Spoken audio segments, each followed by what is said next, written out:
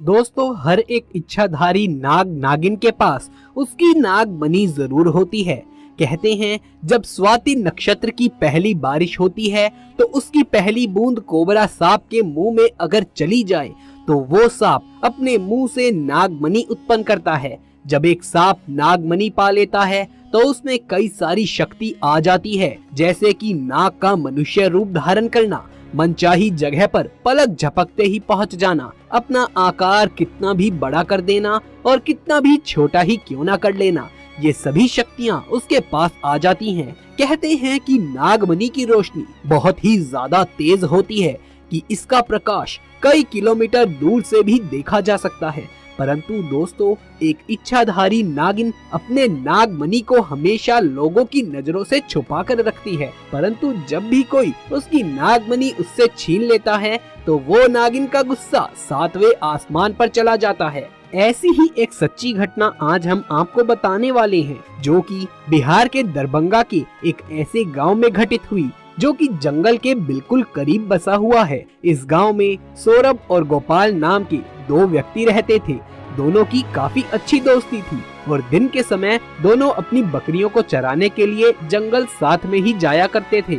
उस जंगल में एक इच्छाधारी नागिन अपने नाग के साथ रहती थी और अपने नागमणि की रखवाली करती थी। एक बार गोपाल की एक बकरी घने जंगल के अंदर चली गई तो गोपाल ने सौरभ से कहा कि आज तुम मेरी बाकी की बकरियों को अपनी बकरियों के साथ घर ले जाओ, मैं तो अपनी उस बकरी को ढूंढ कर ही आऊंगा जो शायद जंगल में थोड़ा अंदर की ओर चली गई है। उधर नागिन भी अपना भेष बदलकर तथा मनुष्य रूप धारण कर नाग को नागमणि की रक्षा के लिए छोड़ गांव में भ्रमण के लिए निकल गई। जब गोपाल अपनी बकरियों को ढूंढता हुआ उस जगह पहुंचा जहां एक पेड़ के नीचे बने बिल से तेज रोशनी आ रही थी, उसे लगा कि कोई कीमती हीरा या फिर आभूषण उसके नीचे हो सकता है, तो उसने उस पेड़ की ही एक टहनी को तोड़ा और एक बड़ा सा डंडा उसे बना लिया और बिल को जोर जोर से मारकर तोड़ने लगा। उस बिल को तोड़ते समय गोपाल बहुत तेजी से डंडे से वार कर रहा था, जिसमें एक दो चोट नाग के बिल के अंदर मौजूद नाग को भी लग गई और नाग ने उसी समय ही अपना दम तोड़ दिया। जब गोपाल ने मरे हुए नाग को देखा और उसके पास तेज चमकती हुई मणि को देखा तो वो ये बात समझ गया कि ये चमकती हुई चीज तो नागमणि है। उसने पहले नाग को डंडे से हिलाया और सुनिश्चित किया कि क्या सचमुच में नाग मर गया है या फिर जिंदा है।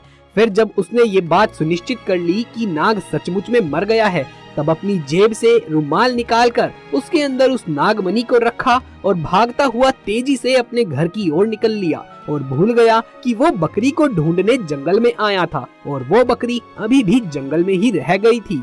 इधर जब नागिन वापस अपने बिल की तरफ लौटी तो जैसे ही उसने नागमणि गायब पाई और अपने नाग को मरा हुआ देखा तो वो गुस्से में आग बबूला हो गई। उसने अपनी शक्ति से नाग की आंख में देखा और जान लिया कि ये हरकत किसकी है। गोपाल ने असल में बहुत बड़ी गलती कर दी थी कि उसने नाग के शरीर को वैसे ही उस जंगल में छोड़ दिया था। अगर वो नाग के शरीर को उसी समय जला देता तो शायद नागिन को गोपाल के बारे में कुछ भी पता ही नहीं चलता।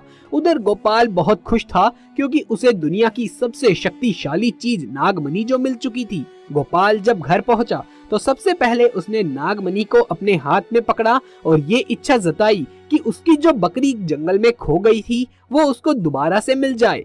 दोस्तों, चमत्कार हुआ कि अगले ही पल वो बकरी उनके घर के दरवाजे पर ही खड़ी थी। गोपाल ये सब देखकर बहुत खुश हो गया।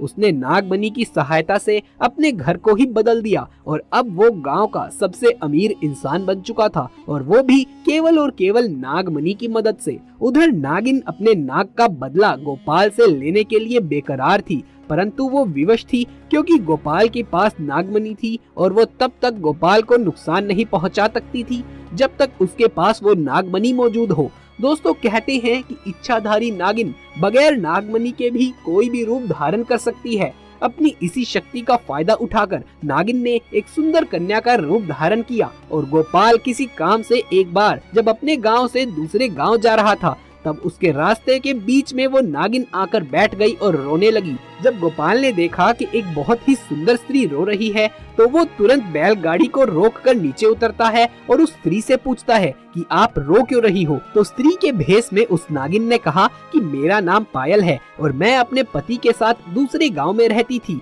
परंतु कल वो अन्य स्त्री के साथ शादी करके घर आ गया और मुझे मार मार कर घर से बाहर निकाल दिया। मैं बेसहारा हूँ, लाचार हूँ। गोपाल को उस स्त्री पर तरस आ गया और उसकी सुंदरता से गोपाल बहुत आकर्षित भी हुआ। वो उसे अपने साथ अपने घर ले आया। धीरे धीरे नागिन और गोपाल में दोस्ती शुरू हो गई और दोस्ती इतनी गहरी होती चली गई कि गोपाल को पता ही नहीं चला कि कब वो उस स्त्री के प्यार में फंस चुका था। एक दिन गोपाल और पायल यानी कि वो नागिन दोनों घूमने के लिए गए और एक जगह एकांत पाकर पायल ने गोपाल से पूछा कि तुम्हारे गले में ये चमकती हुई चीज क्या है। तो गोपाल बोला, कुछ नहीं, एक साधारण सा आभूषण है, मुझे बहुत अच्छा लगा इसलिए मैंने इसे गले में पहन लिया। दोस्तों, ये वही आभूषण था जो नागमणि के नाम से पुकारा जाता है। तब पायल बोली कि क्या तुम कुछ समय के लिए मुझे इसे दिखा सकते हो, क्योंकि मुझे इसकी चमक बहुत भाती है। मैं देखना चाहती हूँ कि आखिर मेरे गले पर ये कैसा लगता है। इस पर गोपाल चिल्लाते हुए बोला, नहीं, मैं तुम्हें ये नहीं दे सकता हूँ, इसके बदले तुम कुछ भी मांग लो, मैं तुम्हें दे दूंगा। इस पर पायल एकदम से गुस्सा होकर बोली, गोपाल, तुम तो कहते थे कि तुम मुझे अपनी जान से भी अधिक प्यार करते हो और आज मैंने बस तुम्हारे गले की ये छोटी सी माला क्या मांग ली। इस तुच्छ सी चीज के लिए तुम मुझे मना कर रहे हो और मुझ पर गुस्सा कर रहे हो। रहने दो, मैं जानती हूँ कि तुम्हारे लिए मैं ज्यादा मायने नहीं रखती। परंतु गोपाल ने फिर ना चाहते हुए भी अपनी वही माला निकाली और पायल को देते हुए बोला कि ठीक है, कुछ समय के लिए तुम इसे पहन सकती हो, परंतु ध्यान से। पायल के हाथ में जैसे ही वो नागमणि आई, पायल का रूप एकदम से बदलने लगा। केवल एक पल में ही पायल एक सुंदर कन्या से एक भयानक कन्या के रूप में परिवर्तित हो गई। उसका चेहरा बिल्कुल नाग सा हो गया और उसने कई बार गोपाल को डसा और डस डस कर उसे मार डाला। उसने अपने नाग का बदला गोपाल को मार कर ले लिया था। तो दोस्तों, कभी भी एक नागिन के नाग को नहीं मारना चाहिए और साथ ही नागिन के नागमणि को तो भूल से भी नहीं छूना चाहिए, अन्यथा वो नागिन 7 जन्मों तक उस व्यक्ति का पीछा करती रहती है और उसे मारकर ही दम लेती है। तो दोस्तों, ये वीडियो आपको कैसा लगा?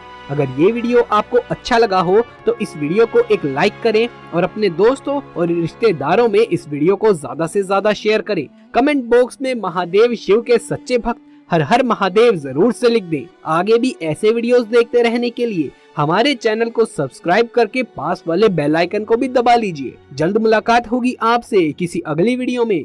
तब तक के लिए आप सभी का धन्यवाद।